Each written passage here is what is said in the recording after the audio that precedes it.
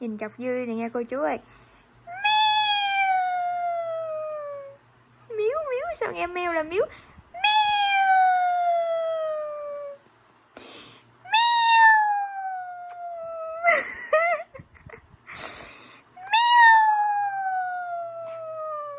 Sao vậy con? Sao hả?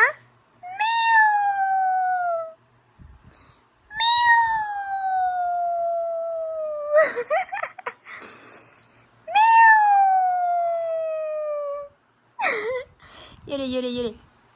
Đi ơi, đi đi à.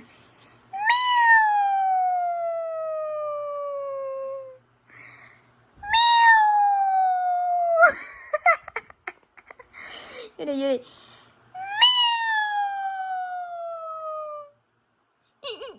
Vô đi, vô đi, vô đi. Cái miệng. Ủa sao vậy con? Sao nghe meo con lại miếu?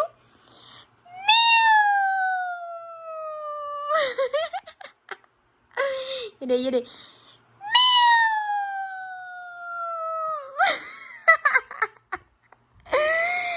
Sao vậy con? Sao vậy?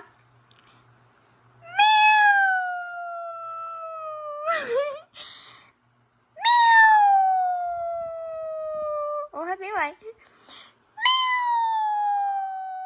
Cái miệng. Hai Duy đi, hôm nay Duy đi mấy tuổi đây? Còn một ngày là được 3 tháng tuổi đúng không?